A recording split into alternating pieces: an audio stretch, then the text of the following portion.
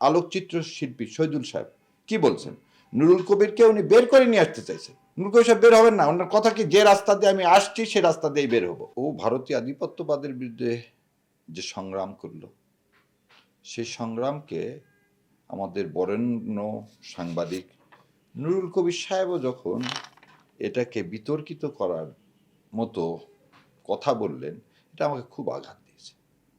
কারণ একটা জিনিস আপনারা দেখেন, যে নির্বাচনকে ধ্বংস করার জন্য, নির্বাচনকে বানচাল করার জন্য, নির্বাচন না করলে কে লাভবান হবে এটা আমরা সবাই জানি, ইন্ডিয়া এবং আওয়ামী লীগ, এর বাইরে তো আর কেউ নেই। সেইখানে নতুন বয়ান কেন তৈরি করা হচ্ছে এবং সেই বয়ানে বলা হচ্ছে জামাতে ইসলাম, মানে জামাত ইসলামকে কোনো না কোনোভাবেই ট্যাগিং করতে হবে, যেখানে মানে খুব অবাক হলাম। দেখ, আমি জানি না আপনারা ওই ইন্টারভিউটা দেখছেন কিনা নুরুল কবির সাহেবের। নুরুল কবির সাহেবের ইন্টারভিউটা প্রচার হয়েছে চ্যানেল 24-এ, একদম এক্সক্লুসিভ, উনি ছাড়া আর কেউ ছিল না। এই চ্যানেল 24-এর মালিক কে? এ কে আজাদ। এ কে আজাদ সাহেব 23 সালে 15ই জুলাই সুমন চট্টোপাধ্যায়ের গানের ভাষায় কি বললেন? প্রথমত শেখ হাসিনাকে চাই, দ্বিতীয়ত শেখ হাসিনাকে চাই, শেষ পর্যন্ত শেখ হাসিনাকে ভীষণভাবে। এবং তারপর তো উনি এই দেশে আছেন, ওনার ব্যবসা প্রতিষ্ঠান আছেন, কোনো কিছুই হচ্ছে না। মানুষ যদি ওনারা এই কথা, যদি এটাকে লেবেলাইজ করতে চায়, তারা তো মিডিয়া গ্রুপ চ্যানেল 24, যেখানে নুরুল কবির সাহেব বক্তব্য দিচ্ছেন, সেটা তো আমিও গেছি, আমরা যে যাইনি তা তো না। সো ওনারা যেটা কি করে, ন্যারেটিভটা কি তৈরি করতে চায়, শহীদ ওসমান হাদির খুনিকে আজ পর্যন্ত আমরা গ্রেপ্তার করতে পারি না।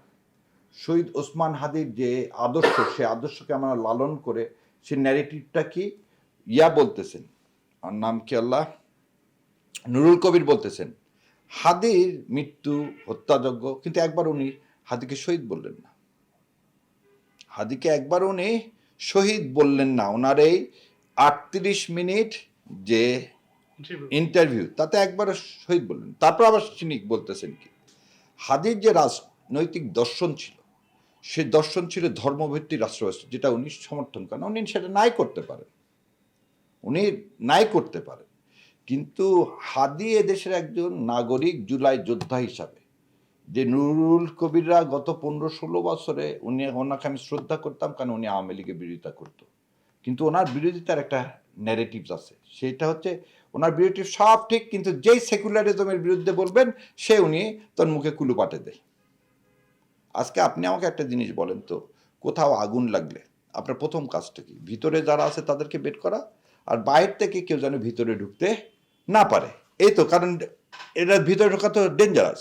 উনি ওনার স্টেটমেন্টে বলতেছেন যে ফায়ার ব্রিগেড আসতে দিচ্ছে না, আবার উনি ওর মধ্যে ওই দিন আবার কি করতেছেন, উনি হচ্ছে বিল্ডিং এর মধ্যে ঢুকে গেলেন।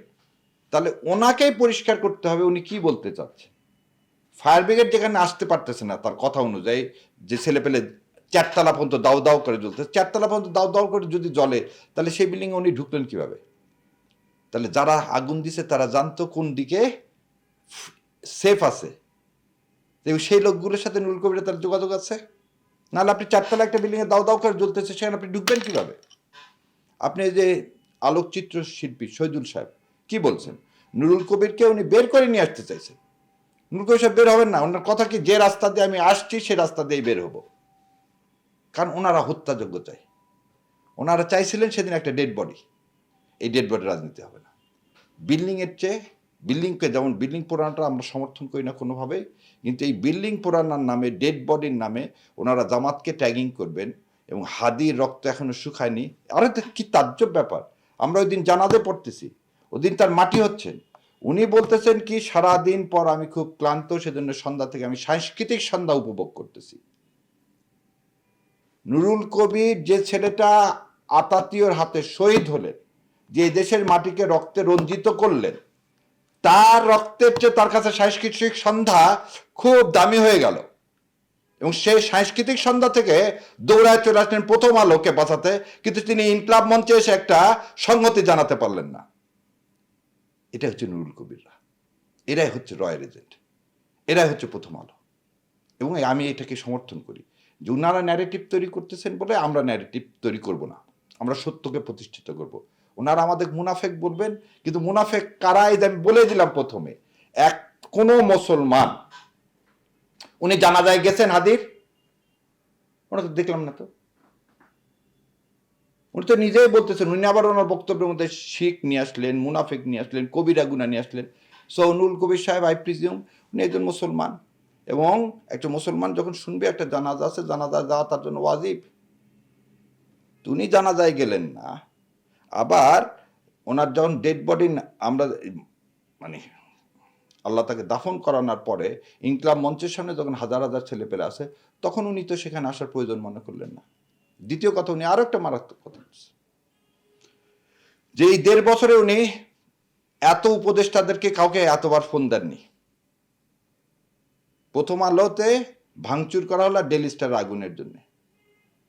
কেন? গত 7টা দিন ধরে যে দেশের মানুষ আপ্রাণভাবে চিৎকার করে যাচ্ছে হাদির খুনি দেশ ছেড়ে পালিয়ে যাচ্ছে, হাদির খুনিকে ধরা যাচ্ছে না, আপনি কেন তখন ফোন দেননি? ও আপনাদের কাছে তাহলে হাদির রক্ত না, আপনাদের কাছে কি সাম্প্রদায়িকতা আপনার সৃষ্টি করার জন্য উন্মাদ হয়ে আছে। উনি তার বক্তব্যের শেষে দেখেন কি বলছে, কিভাবে সে শেষ করলো। একটা ইংলিশ ওয়ার্ড দেন, জানি না এই ইংলিশ ওয়ার্ডটা সবাই ক্যাচ করছেন কি না। হবিং। হবিং মানে কি জানেন? প্রতিরোধ যুদ্ধ। উনি কাকে প্রতিরোধ করতে চায়? হবিং মানে হচ্ছে প্রতিরোধ যুদ্ধ। উনি কাকে? জুলাইকে প্রতিরোধ করতে চায়। উনি কোন রাজনীতিকে প্রতিরোধ করতে চায়? উনি এই যে ন্যারেটিভ প্রথম আলো আর ডেইলি স্টারের, সেই ন্যারেটিভকে কি এদেশে এস্টাবলিশ করতে চায়? ইনশাল্লাহ আমরা তা করবো না। আর উনি যতই জামাত ট্যাগিং করুক, উনি আমাদেরকে মুনাফিক বলে, আমরা ওনাকে এগুলো কিচ্ছু বলবো না। আমরা খালি দোয়া করবো আল্লাহ ওনাকে হেদায়েত দেয়। কিন্তু এই কথা বলেন না। আপনি একজন মুসলমান, আপনার সন্তানের মতো হাদি, তার জানাজা আপনার যাওয়ার সময় হলো না। আপনি সাংস্কৃতিক সন্ধ্যা উপভোগ করলেন, তার মাটি দেওয়ার জন্য পেলেন না। আপনি ইনকলাব মঞ্চে এসে সংহতি দিতে পারেন না। আপনি নুরুল কবির, আপনি সাংস্কৃতিক সন্ধ্যা ফেলে এসে সমস্ত উপদেষ্টাদেরকে ফোন দিতে পারেন আর ওই বিল্ডিংয়ের সামনে আসেন। কিন্তু এটাও আমরা নিন্দা জ্ঞাপন করতেছি যে যারা এইখানে আগুন ধরাইছে সেটাও আমরা কোনোভাবে চাই না। কিন্তু এটাও আবার ঠিক, আপনি এই এতগুলো কেউ ফোন দিচ্ছেন কি কারণে? যারা আগুন দিছে, প্রকৃত যারা আগুন দিছে তাদেরকে কি বাঁচানোর জন্যে? জামাতে ইসলাম প্রোটেস্ট করছে, সেটা তো আপনি সন্তুষ্ট না। আপনি সেটাতেও দেখেন যে দুই মুখ চরিতা। আপনি ওখানে সব জায়গায় আপনি এক মুখে বলেন দাড়িয়ালা টুপিয়াল, দাড়িয়ালা টুপিয়াল হলে আপনাদের খুব সমস্যা। ওখানে আপনি বলছেন দাড়িয়ালা টুপির চেয়ে দাড়ি ছাড়ার লোকজন বেশি ছিল। এই দাড়ি ছাড়ার লোকজন কোথা থেকে আসছে? আপনি তো একবারও ইন্টারভিউর মধ্যে বললেন না আগুন সত্তাসের জনক আওয়ামী লীগ। আপনি তো একবারও বললেন না শেরাটনের সামনে গান পাউডার দিয়ে এই মির্জা আজমরা কত মানুষকে হত্যা করছে, এই প্রতিদিন বাসে আগুন দিচ্ছে, সে কথা তো একবারও বললেন না। আপনার ডেইলি স্টারে যে আওয়ামী লীগ এবং দিল না, আপনি সেটা প্রমাণ করেন। আপনি কেন জামাতের দিকে আঙ্গুল তুললেন? কেন হাতের রক্তের সাথে বেইমানি করলেন? আপনি কি কারণে? কারণটা কি আপনি বলেন না কেন? আপনার কাছে জামাত এবং হাদি কেন এত আক্রোশমূলক? ও ইসলাম কায়েম করতে চাওয়া কি আমার অধিকার না? 90% দেশে, 90% যেখানে মুসলমান যে দেশে, সে দেশে মানুষ ইসলাম কায়েম করতে চাইতে পারে না। তাহলে ডানপন্থীর উত্থান। আর ডানপন্থীর উত্থান এই কথাটা বলতে থাকে সাউথ ব্লক।